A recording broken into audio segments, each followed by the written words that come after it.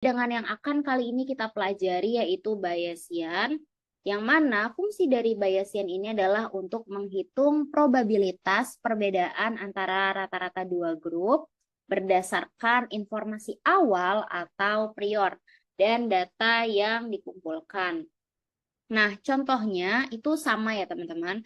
Bayesian t-test ini memberikan hasil berupa Bayes faktor yang menunjukkan seberapa kuat data mendukung hipotesis. Nah, Bayesian t-test ini lebih fokus pada keyakinan terhadap hipotesis dan memberikan distribusi probabilitas, bukan hanya pada p-value. Nah, selanjutnya, kita akan mengenal fitur-fitur yang ada di Bayesian Independent Sample T-Test ini supaya nantinya ketika kita akan melakukan penelitian atau skripsi, kita tidak hanya mengikuti langkah-langkah yang ada pada buku panduan, tetapi kita juga memahami apa sebenarnya arti atau fungsi-fungsi dari fitur yang ditujukan. Nah, langsung aja nih teman-teman, di sini ada dependent variables dan grouping variables.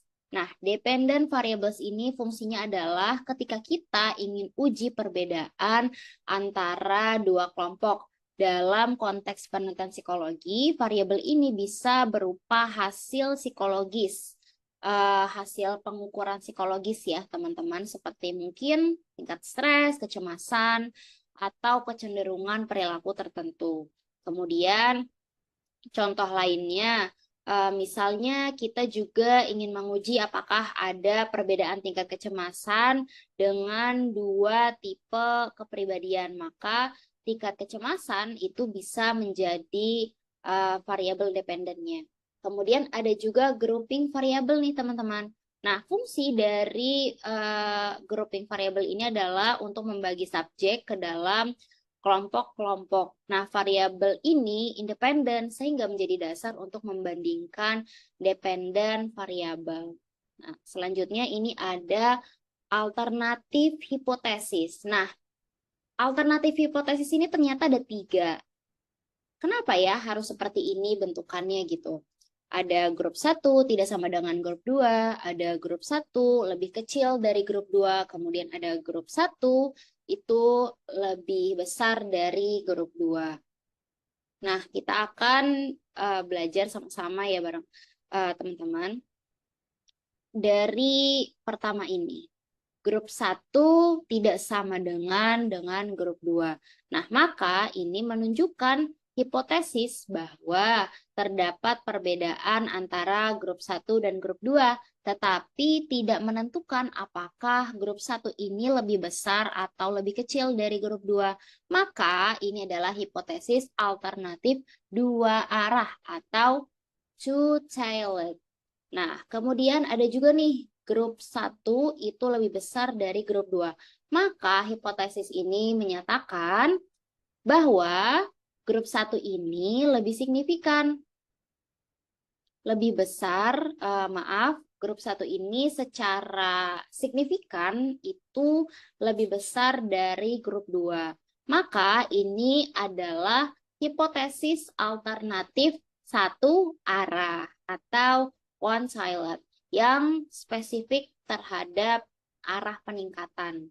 Kemudian yang terakhir ada grup 1 itu lebih kecil dari grup 2. Maka pada hipotesis ini menyatakan grup 1 itu secara signifikan lebih kecil dari grup 2. Ini juga merupakan hipotesis alternatif satu arah yang mengarah pada penurunan. Nah, kemudian selanjutnya pada fitur-fitur Bayesian Independent Sample T-Test berdasarkan yang telah kita lihat, nih kita juga akan kupas tuntas satu-satu ya teman-teman. Di sini ada plots. Plots ini fungsinya adalah untuk menyediakan visualisasi hasil dari Bayesian t-test seperti prior dan posterior distribution, bar plots, dan lainnya untuk membantu memahami distribusi data ya teman-teman. Sebentar, coba kita klik dulu deh di sini ya. Ini pertama kita klik ke sini dan ini kita klik ke sini. Nah,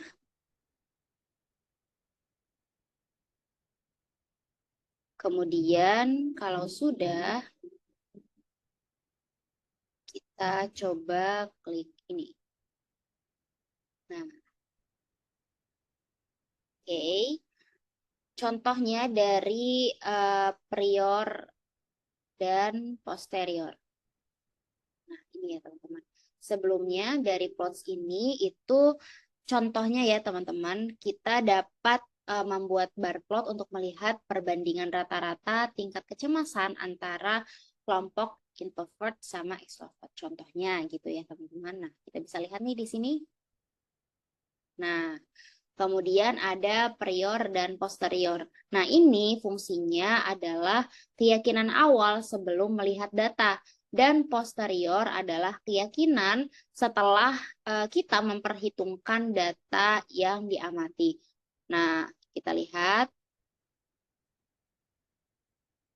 ada di sini ya teman-teman ya. Keyakinan awal dan keyakinan akhir. Prior, posterior. Kemudian ada juga bias factor. Nah, bias factor ini adalah untuk menyediakan rasio untuk membandingkan kekuatan bukti antara hipotesis alternatif dan hipotesis nol. Maka ada perbedaan 3 jenis dari bias factor. Nah, kalau kita lihat di sini ya teman-teman, ada bias faktor 10, ada bias faktor 01 gitu ya teman-teman. Nah, perbedaannya itu, ntar kita cek lagi. Sini ya.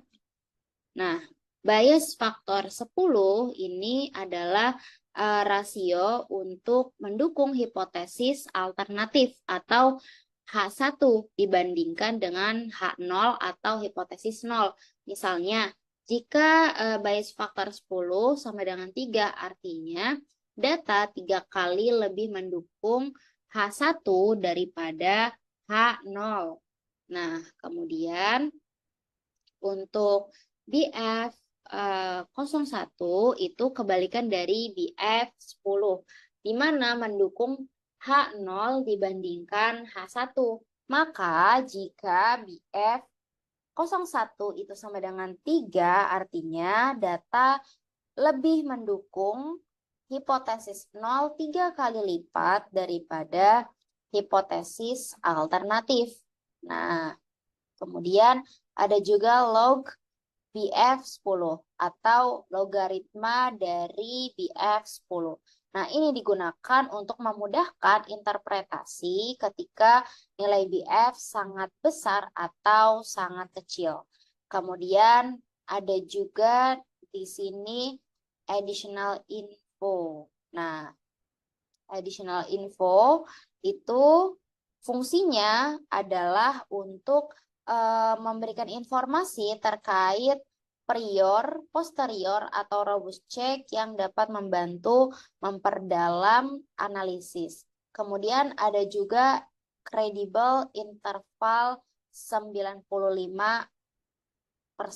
Nah, kenapa harus 95%? Karena sesungguhnya fungsi atau rentang di mana parameter sesungguhnya berada dengan keyakinan 95%, teman-teman. Maka rentang ini menunjukkan seberapa yakin kita bahwa hasil yang kita peroleh mencangkup nilai yang sebenarnya. Nah, umumnya digunakan karena memberikan keseimbangan yang baik antara keakuratan dan ketepatan. Tetapi jika teman-teman mengubahnya menjadi 90% dari 95%, maka ini akan memperlebar atau mempersempit interval. Maka itu juga akan mempengaruhi interpretasi hasil. Nah, kemudian kita lanjut lagi ke bias factor robustness check. Nah, ini fungsinya untuk memeriksa apakah bias faktor itu tetap konsisten di bawah variasi nilai prior.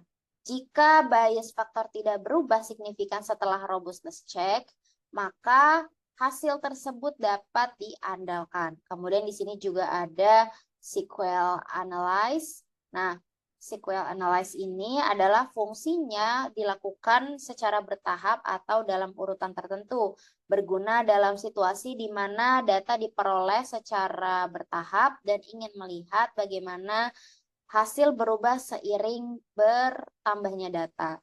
Kemudian ada juga deskriptif nih teman-teman. Nah, deskriptif ini fungsinya untuk memberikan statistik deskriptif seperti rata-rata, median, standar, deviasi untuk masing-masing kelompok. Hal ini membantu untuk memberikan gambaran awal tentang distribusi data. Nah, ini bisa kita lihat ya teman-teman.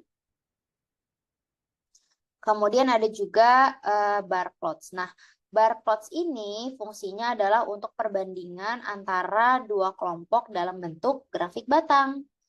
Nah, ini berfungsi memvisualisasikan perbedaan antar kelompok. Kemudian ada juga standar error. Nah, standar error ini fungsinya adalah untuk mengukur ketidakpastian dalam estimasi rata-rata. Nilai standar error yang kecil menunjukkan bahwa rata-rata yang diukur mendekati nilai sebenarnya. Misalnya, ketika kita mengukur tingkat kecemasan, maka standar error yang kecil menunjukkan bahwa estimasi rata-rata kecemasan di setiap kelompok itu lebih dapat diandalkan. Kemudian yang selanjutnya nih teman-teman ada rain cloud plots. Nah, ini fungsinya adalah untuk mengkombinasikan beberapa jenis plot seperti box plot dan scatter plots untuk menampilkan distribusi data secara lebih komprehensif.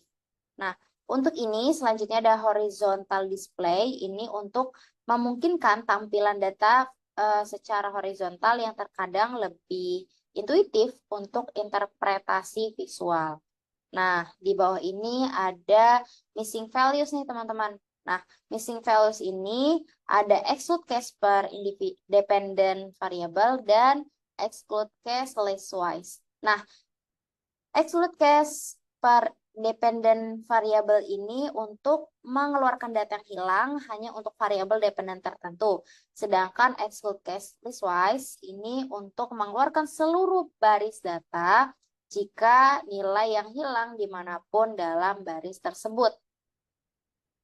Kemudian ada juga tes student dan main with me.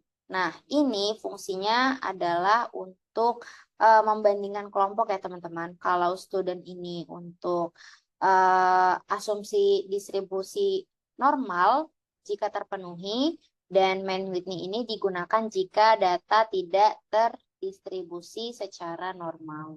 Kemudian ada nomor sampel di sini kenapa harus 1000 karena ini menunjukkan jumlah sampel yang digunakan pada simulasi Bayesian. Semakin banyak sampelnya maka semakin akurat hasilnya. Kemudian di sini juga ada